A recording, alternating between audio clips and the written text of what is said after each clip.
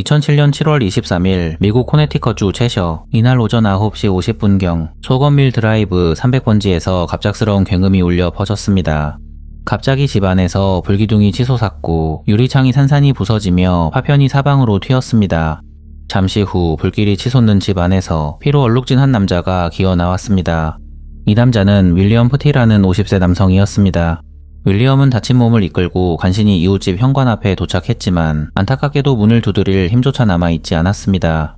윌리엄은 그대로 문 앞에 쓰러져 마지막 힘을 짜내어 외쳤습니다. 놈들이 우릴 죽이려고 해요. 제 아내랑 딸이 아직 안에 있어요. 잠시 후 이웃집 남자가 문을 열고 밖으로 나왔습니다. 피를 흘리며 쓰러져 있는 윌리엄을 본 이웃은 충격과 공포에 사로잡혀 즉시 911에 신고했습니다.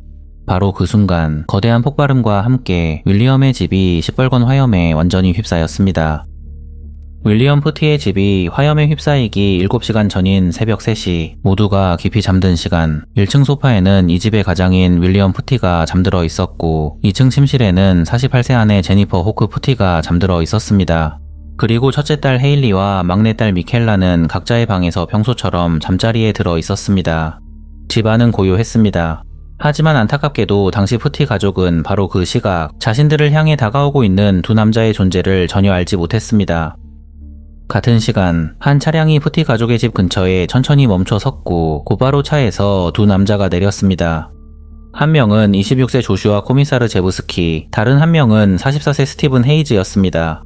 이 둘은 이미 가택 침입과 절도 그리고 폭력 전과를 여러 차례 반복해온 범죄자들이었습니다. 조슈아는 야간 투시경을 착용하고 묵직한 쇠방망이를 손에 든 채 뒷마당에 있는 지하실 출입문을 통해 집 안으로 침입했습니다. 그는 마치 제 집을 드나들듯 조용하고 신속하게 1층으로 올라갔습니다. 1층 소파에는 아무것도 모른 채 잠들어 있는 윌리엄 푸티가 있었습니다.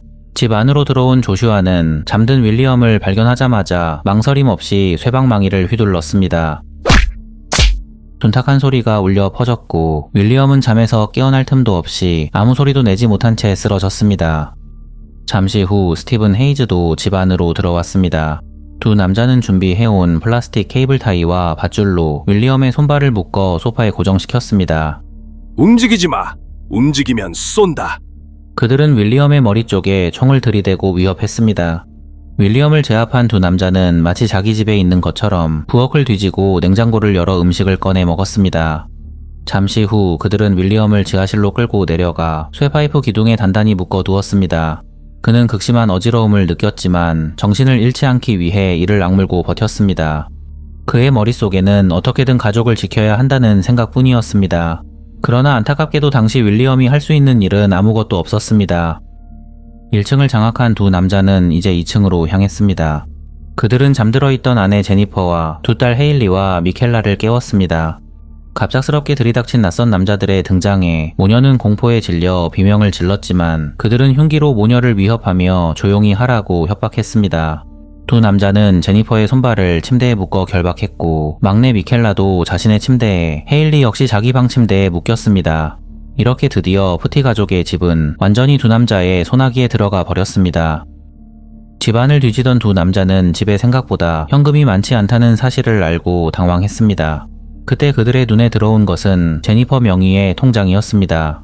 그들은 통장을 확인하던 중 그 안에 약 3만 달러 이상의 예금이 있다는 사실을 알아냈고 은행이 문을 여는 시간까지 기다리기로 결정했습니다. 그 긴 시간 동안 두 남자는 가족들을 인질로 잡은 채 믿기 어려운 잔혹한 범행을 이어갔습니다. 범인들은 여성들을 번갈아가며 추행했고 그 장면 일부를 휴대전화로 촬영하는 등 해가 떠오를 때까지 인간으로서는 상상하기 힘든 행동을 계속했습니다. 안타깝게도 지하에 묶여있던 윌리엄은 위층에서 들려오는 가족들의 울음과 소리를 어찌할 도리 없이 무기력하게 듣고 있을 수밖에 없었습니다. 아침이 밝아오자 두 남자는 역할을 나눴습니다. 조슈아는 집에 남아 두 딸을 감시하기로 했고 스티브는 제니퍼를 차에 태워 은행에 다녀오기로 했습니다. 출발 직전 스티브는 제니퍼에게 이렇게 말했습니다. 허튼 짓 하면 집에 있는 딸이랑 남편 전부 죽는다. 내가 전화 한 통만 하면 바로 끝이야. 이렇게 제니퍼는 묶여있던 결박을 풀고 집을 나섰습니다. 그녀는 2층에 묶여있는 딸들의 방을 마지막으로 올려다본 뒤 다시 집으로 돌아올 각오를 한 채 차에 올랐습니다. 2007년 7월 23일 오전 9시 무렵 제니퍼와 스티브는 채셔 시내에 있는 뱅크 오브 아메리카 지점에 도착했습니다. 제니퍼는 몸을 떨지 않으려 애쓰며 천천히 창구 앞으로 걸어갔습니다. 그리고 창구 직원 메리 라이언스에게 떨리는 목소리로 15,000달러를 현금으로 인출해달라고 요청했습니다. 이때 제니퍼는 극도의 공포 속에서도 놀라운 기지를 발휘했습니다. 그녀는 인출 요청서에 서명을 마치자마자 조심스럽게 고개를 숙이고 창구 직원에게 말했습니다. 집에 감도가 들었어요. 남편이랑 아이들이 인질로 잡혀 있어요. 제발 도와주세요. 제니퍼는 은행 밖에서 자신을 감시하고 있는 스티븐을 의식하며 최대한 평소와 다르지 않게 행동하려고 노력했습니다. 그녀는 범인들이 돈만 주면 해치지 않겠다고 약속했다며 혹시 경찰이 출동하더라도 가족들이 다치지 않도록 조심해달라는 뉘앙스를 애둘러 전달했습니다. 제니퍼의 말을 들은 창구 직원 메리 라이언스는 즉시 지점장에게 상황을 알렸고 곧바로 911에 신고했습니다. 잠시 후 제니퍼는 15,000달러가 든 봉투를 건네받고 다시 은행 문을 나섰습니다. 이 순간이 어쩌면 그녀가 도망칠 수 있었던 사실상 마지막 기회였을지도 모릅니다. 그러나 제니퍼는 도망치지 않았습니다. 집에 남겨진 두 딸과 남편을 두고 혼자 살아남는 선택을 그녀는 끝내 하지 않았습니다. 제니퍼는 다시 스스로 범인의 차에 올라탔고 스티븐과 함께 지옥 같은 집으로 돌아갔습니다. 오전 9시 21분 은행으로부터 신고를 접수한 911은 곧바로 채셔 경찰서에 출동 명령을 내렸습니다. 지금 우리 은행에 한 고객이 왔는데 집에 가족들이 인질로 잡혀 있다고 합니다. 범인이 밖에서 차를 대고 기다리고 있고 만약 경찰이 개입하면 가족들을 죽이겠다고 했답니다. 그녀가 지금 15,000달러를 가지고 나갔어요. 경찰은 즉시 주변 순찰차를 동원해 도로를 통제하려 했습니다. 그러나 바로 이 지점에서 첫 번째 골든타임이 어긋났습니다. 신고를 받고 출동한 경찰들은 제니퍼가 탄 차량이 집으로 돌아가는 길목을 충분히 차단할 수 있는 상황이었습니다. 경찰 기록에 따르면 오전 9시 25분에 차량을 저지하라는 지시가 내려갔습니다. 하지만 지휘부의 혼선으로 인해 결국 불과 1분 차이로 제니퍼가 탄 차량을 놓치고 말았습니다. 더욱 안타까운 것은 경찰이 푸티 가족의 집에 도착한 이후의 대응이었습니다. 오전 9시 26분경 채셔 경찰 순찰차가 푸티 가족의 집 근처에 도착했습니다. 경찰은 주변 주택가 길목을 차단하고 외곽의 저지선을 구축했습니다. 그러나 그들은 집 안으로 진입하지는 않았습니다. 현장 지휘관은 인질의 안전을 이유로 일단 대기하는 전략을 택했습니다. 인질 협상가가 도착할 때까지 기다리면서 범인들이 자발적으로 나올 수 있도록 시간을 끌겠다는 판단이었습니다. 당시 경찰은 집 밖에서 상황을 주시하고 있었지만 집 안에서 정확히 어떤 일이 벌어지고 있는지는 전혀 알지 못했습니다. 그러나 바로 그 시간 집 안에서는 가장 끔찍한 일들이 시작되고 있었습니다. 은행에서 돌아온 제니퍼는 다시 집 안으로 끌려 들어갔습니다. 당시 그녀는 돈을 건넸으니 이제는 끝나겠지라는 희망에 가까운 기대를 품었을지도 모릅니다. 그러나 제니퍼에게 돈을 받은 두 짐승은 애초에 약속을 지킬 생각이 없었습니다. 당시 집에 남아있던 조슈아는 스티븐과 제니퍼가 은행에 다녀오는 동안 이미 제니퍼의 두 딸을 건든 뒤였습니다. 이 사실을 알게 된 스티븐은 갑자기 화를 내며 조슈아만 즐겼으니 자신도 해야겠다는 말도 안 되는 논리를 펼치기 시작했습니다. 그리고 곧 스티븐은 은행에서 함께 돌아온 제니퍼를 지하실로 끌고 내려갔고 남편이 보는 앞에서 해서는 안 될 짓을 하고야 말았습니다. 남편 윌리엄은 아내 제니퍼를 구하기 위해 안간힘을 썼으나 몸이 묶여있는 상태에서 그가 할 수 있는 것은 아무것도 없었고 안타깝게도 이렇게 눈앞에서 아내가 당하는 모습을 지켜볼 수밖에 없었습니다. 잠시 후 자신의 욕망을 모두 해소한 스티븐은 망설임 없이 제니퍼를 제거했고 바로 옆에 있던 윌리엄을 공격해 기절시켰습니다. 모든 목적을 달성한 스티븐과 조슈아는 이제 도망칠 준비를 시작했습니다. 놀랍게도 그들은 증거를 없애기 위해 집에 불을 지르기로 결정했습니다. 스티븐은 미리 주유소에서 사온 휘발유를 꺼내 지방 곳곳에 뿌리기 시작했습니다. 거실 바닥, 복도 계단, 그리고 무엇보다 헤일리와 미켈라가 묶여있는 침대 주변에도 휘발유를 들이부었습니다. 이제 이 집은 말 그대로 하나의 거대한 휘발유 통과도 같은 상태가 되었습니다. 바로 그때 지하실 기둥에 묶여있던 윌리엄 푸티의 의식이 서서히 돌아오기 시작했습니다. 코를 찌르는 휘발유 냄새, 위층에서 쿵쿵거리는 소리, 그리고 딸들의 울음이 섞인 목소리가 그의 귀에 다시 들어오기 시작했습니다. 이대로 있으면 모두 죽는다. 그는 초인적인 힘을 발휘해 손발을 묶은 밧줄을 풀기 시작했습니다. 머리 부상으로 몸을 가누기도 힘든 상태였지만 가족을 구해야 한다는 일념 하나로 필사적으로 움직였습니다. 마침내 결박을 푼 윌리엄은 지하실 문 쪽으로 몸을 끌며 기어갔습니다. 하지만 밖으로 통하는 철문은 굳게 잠겨 있었습니다. 윌리엄은 어쩔 수 없이 자신의 몸 전체를 던져 문에 부딪히는 방법을 택했습니다. 수차례 몸을 들이받는 처절한 시도 끝에 기적처럼 지하실 문이 열렸습니다. 겨우 밖으로 나온 그는 제대로 걷지 못하는 상태였기 때문에 바닥을 기어가다시피 하며 이웃집 데이브 코크의 집을 향해 움직였습니다. 그는 데이브의 집을 향해 간신히 목소리를 짜내어 도와달라고 외쳤습니다. 그러나 그의 외침이 끝나기도 전에 푸티 가족의 집 안에서는 마지막 비극이 시작되고 있었습니다. 윌리엄이 집 밖으로 나온 바로 그 순간 푸티 가족의 집 안에서 성냥불이 켜졌습니다. 휘발유에 젖어있던 거실 바닥과 계단, 침실 주변으로 불길이 순식간에 번졌습니다. 그리고 오전 10시경 집안의 유리창들이 한꺼번에 깨져나가며 거센 불길이 바깥으로 치솟았습니다. 같은 시간 불길에 휩싸인 집에서 두 남자가 급히 뛰쳐나와 푸티 가족의 크라이슬러 퍼시피카 차량에 올라탔습니다. 운전석과 조수석에는 각각 스티븐 헤이즈와 조슈아 코미사르 제브스키가 타고 있었습니다. 집에 불을 지른 그들은 푸티 가족의 차량을 훔쳐 그대로 도주를 시도했습니다. 그러나 그들은 멀리 가지 못했습니다. 이미 집 주변을 포위하고 있던 경찰차가 도주 차량을 들이받으며 그들의 앞길을 차단한 것이었습니다. 차량은 바리케이드에 충돌하며 멈춰 섰고 경찰은 즉시 조슈아와 스티븐을 현장에서 체포했습니다. 경찰이 범인들을 제압하는 동안 소방관들은 불길이 치솟는 집 안으로 진입했습니다.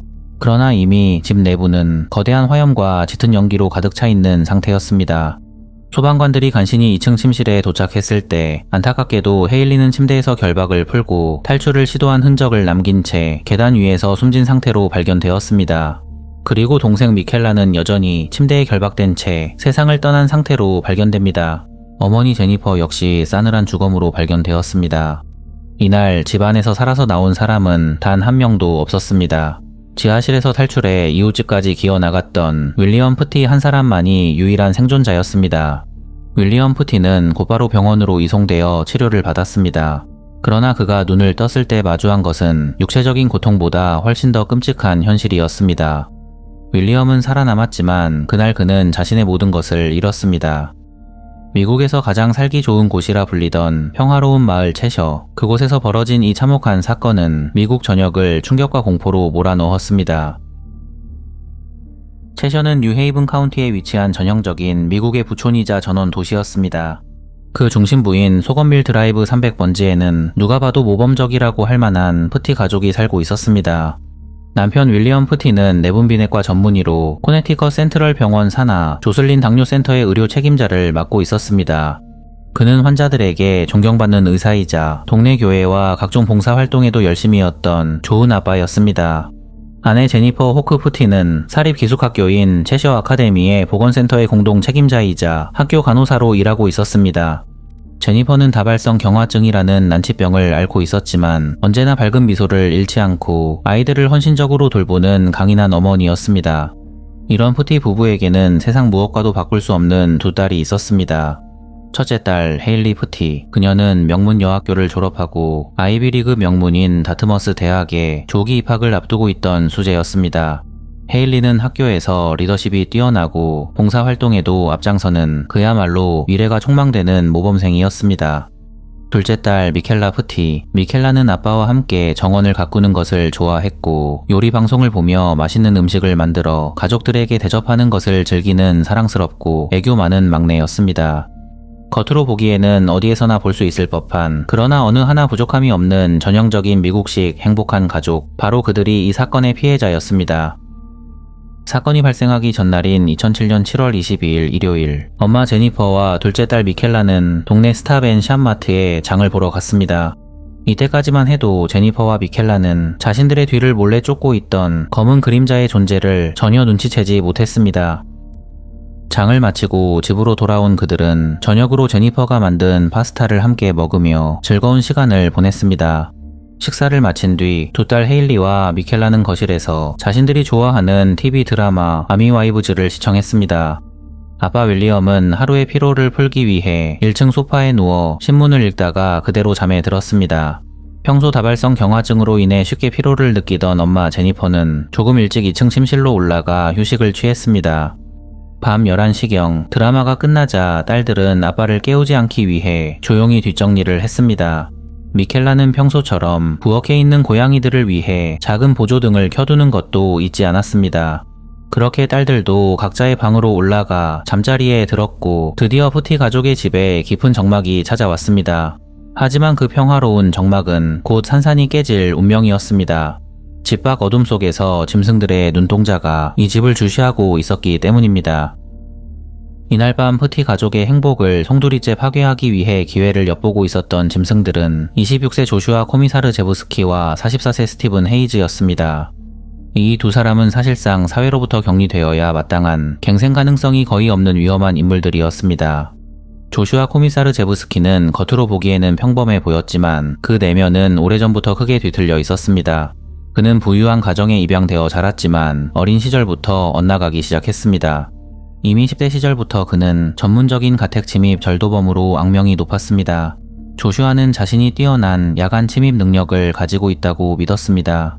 남들이 잠든 집에 몰래 들어가 물건을 훔치고 잠든 사람들을 지켜보는 것에서 일종의 왜곡된 희열을 느끼는 인물이었습니다. 그의 공범인 스티븐 헤이즈는 인생의 대부분을 감옥에서 보낸 전형적인 잡범이었습니다. 그는 절도, 위조, 약물 소지 등 각종 범죄로 시작해 점차 더 대담하고 폭력적인 범죄로 그 수위를 높여가고 있었습니다. 이 두 사람은 코네티컷주의 사회복귀 시설 실리만 센터에서 처음 만났습니다. 출소 후 사회 적응을 돕기 위해 마련된 그곳에서 그들은 새 삶을 계획하는 대신 더 조직적이고 잔혹한 범죄를 함께 모의하기 시작했습니다. 사건이 일어나기 하루 전인 2007년 7월 22일 오후 조슈아는 동네 스탑앤 샵 식료품점에 들렀다가 우연히 장을 보러 온 제니퍼와 미켈라 모녀를 목격했습니다. 장을 보고 계산을 마친 뒤 카트를 밀고 매장을 나오는 모녀의 모습, 그들이 타고 온 고급 차량, 그리고 모녀가 풍기는 여유로운 상류층 특유의 분위기까지 당시 이 모녀는 그저 너무 행복해 보인 죄밖에 없었습니다. 조슈아는 직감적으로 그들이 부유한 집안 사람이라고 판단했고 마치 사냥감을 발견한 맹수처럼 모녀의 차량을 몰래 뒤쫓아 그들이 사는 집 위치를 파악했습니다. 집 위치를 확인한 조슈아는 곧바로 파트너 스티븐에게 문자 메시지를 보냈습니다. 당시 두 사람이 주고받은 대화 내용은 소름이 끼칠 정도로 충격적이었습니다. 조슈아가 먹잇감을 발견했다고 메시지를 보내자 스티븐은 망설임 없이 바로 답장을 보냈습니다. 지금 당장 시작하고 싶어 미치겠다. 마가리타 안전이 필요해. 잠시 후 스티븐이 우리 계획대로 하는 거 맞지? 라고 묻자 조슈아는 짧게 그래 라고 답장했습니다. 스티븐이 서둘러 시작하자고 재촉하자 조슈아는 지금은 딸을 재우는 중이니 조금만 기다리라는 답장을 보냈습니다. 그러자 스티븐은 섬뜩한 농담을 던졌습니다. 이봐 친구. 말이 고삐를 풀고 뛰쳐나가고 싶어 하잖아. 그들이 말한 말은 다름 아닌 그들 내면에서 꿈틀거리는 억눌린 폭력성과 범죄 욕구를 의미했습니다. 그리고 그들은 그날 밤 실제로 그 말을 풀어놓기로 결심했습니다. 그리고 그 결과가 바로 푸티 가족에게 닥쳐온 7시간의 지옥이었습니다. 체포된 두 남자는 경찰 조사 과정에서 서로에게 책임을 떠넘기기에 급급했습니다. 조슈아는 자신은 살인을 원하지 않았으며 먼저 스티븐이 상황을 악화시키고 집에 불까지 질렀다고 주장했습니다. 놀랍게도 그는 자신의 일기장에 윌리엄 푸티를 겁쟁이라고 비난하며 가족을 구할 기회가 있었는데도 도망쳤다는 망언을 남기기도 했습니다. 이 일기장은 나중에 재판에서 그의 잔혹한 심성과 왜곡된 인식을 보여주는 증거로 채택되었습니다. 반면 스티븐 헤이즈는 조슈아가 범행을 주도했으며 자신은 그의 지시에 따랐을 뿐이라고 항변했습니다. 그는 갑자기 퓨즈가 끊어진 것처럼 이성을 잃었다고 주장하며 자신의 잔혹한 행위를 어떻게든 합리화하려 했습니다. 2010년과 2011년에 걸쳐 진행된 그들의 재판은 코네티컷주 역사상 가장 주목받는 재판 중 하나였습니다. 검찰은 이 범행이 단순한 강도가 아니라 사전에 집을 물색하고 문자 메시지로 범행을 주고받으며 은행 인출까지 계산한 철저한 계획 범죄라고 강조했습니다. 법정에서는 두 사람이 주고받았던 문자 메시지, 조슈아의 휴대전화에 남아있던 피해자들의 사진, 범행 이후의 진술들이 하나하나 공개되었습니다. 특히 유일한 생존자인 윌리엄 푸티의 증언은 법정을 눈물바다로 만들었습니다. 그는 지하실 기둥에 묶여있던 그 순간 손목 결박을 풀기 위해 필사적으로 몸부림치던 기억, 그리고 집이 불길에 휩싸이는 장면을 밖에서 지켜볼 수밖에 없었던 절망을 천천히 그러나 또렷하게 증언했습니다. 결국 배심원단은 두 사람 모두에게 유죄 판결을 내렸고 스티븐 헤이즈는 2010년, 조슈아 코미사르제브스키는 2011년에 각각 사형을 선고받았습니다. 선고가 내려지는 순간 법정에서는 박수가 터져 나왔고 윌리엄 푸틴은 정의가 실현되었다고 말하며 눈물을 흘렸습니다. 그러나 이 사건의 결말은 어처구니 없는 방식으로 한 번 더 뒤집히게 됩니다. 2012년 4월 코네티컷주는 사형제도를 폐지했습니다. 비록 이 법안에는 소급 적용되지 않는다는 조항이 있었지만 2015년 코네티컷 대법원은 이미 사형을 선고받은 수형자들에게도 사형 집행은 위헌이라는 판결을 내렸습니다. 이로 인해 윌리엄 푸티의 가족을 살해한 두 악마는 결국 사형을 면하고 가석방 없는 종신형으로 감형되었습니다. 이 소식이 전해지자 당연히 거센 논쟁이 일어났습니다. 이 정도 범죄에도 사형을 집행하지 않는다면 도대체 어떤 경우에 사형을 집행한단 말입니까? 윌리엄 푸틴은 대법원의 결정에 강하게 반발하며 피해자와 유족의 감정은 도대체 어디에 반영되어 있느냐라고 비판했습니다. 두 남자는 이후 코네티컷주 교정당국의 결정에 따라 펜실베이니아주의 최고 보안 교도소로 각각 이송되었습니다. 사건 이후 윌리엄 푸티의 삶은 완전히 무너져 내리는 듯 했습니다. 그는 하루아침에 사랑하는 아내와 두 딸을 잃고 홀로 남겨졌습니다. 불에 타버린 푸티 가족의 집은 철거되었고 그 자리에는 가족을 기리는 작은 추모 정원이 만들어졌습니다. 이 정원은 세천사의 정원이라 불리며 미켈라가 생전에 가장 좋아했던 분곳이 심어졌습니다. 이 꽃은 오후 4시경에 피어난다고 해서 붙여진 이름으로 생전 미켈라가 아빠와 함께 정원에서 정성껏 가꾸던 꽃이었습니다. 아이들이 학교를 마치고 집에 돌아올 시간에 꽃이 피어나는 정원, 그 정원은 이제 이 마을 사람들에게 평범한 일상의 소중함을 조용히 상기시키는 공간이 되었습니다. 이후 윌리엄 푸틴은 슬픔 속에만 머물러 있기보다 가족의 이름을 딴 재단을 설립해 세상을 향해 선한 영향력을 펼치기로 결심했습니다. 윌리엄이 만든 푸티 가족 재단은 여성들의 과학 교육 지원, 만성질환 환자 돕기, 폭력 피해자 지원 등 생전 아내와 딸들이 관심을 가졌던 분야에 꾸준히 후원금을 전달하며 그들의 뜻을 이어가고 있습니다. 시간이 흘러 사건 발생 5년 뒤인 2012년 윌리엄 푸티에게 새로운 사랑이 찾아왔습니다. 그는 재단에서 자원봉사를 하던 사진작가 크리스틴 팔로프와 재혼했습니다. 놀랍게도 처가 식구들, 제니퍼의 가족들 역시 윌리엄의 새 출발을 진심으로 축복해 주었습니다. 윌리엄이 행복을 찾는 것이 우리 가족의 치유이기도 합니다. 제니퍼의 여동생은 이렇게 말하며 그를 응원했습니다. 이후 윌리엄과 크리스틴 사이에서 아들이 태어났고 그는 윌리엄 푸티 3세라는 이름을 갖게 되었습니다. 또한 윌리엄 푸티는 정계에도 진출했습니다. 그는 2016년 코네티컷주 하원의원에 당선되어 자신과 같은 범죄 피해자들을 위한 법안을 만드는 데 앞장섰습니다. 그는 비극적인 사건의 피해자로만 기억되기를 거부하고 적극적으로 사회를 변화시키는 주체로 살아가는 길을 선택한 것입니다.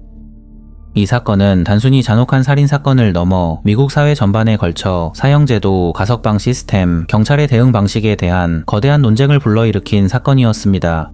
이 사건 이후 코네티컷주는 가석방 제도를 더욱 엄격하게 강화했고 가정침입 범죄에 대한 처벌 수위 역시 높였습니다. 그리고 무엇보다 이 사건은 가장 깊은 절망 속에서도 인간은 다시 일어설 수 있다는 희망의 증거를 보여준 사건이기도 합니다. 오늘도 채셔의 세천사의 정원에서는 미켈라가 사랑했던 분꽃이 피어나고 있습니다. 비록 그들은 떠났지만 그들이 남긴 사랑과 희망의 메시지는 여전히 우리 곁에 남아 세상을 조금씩 밝히고 있습니다.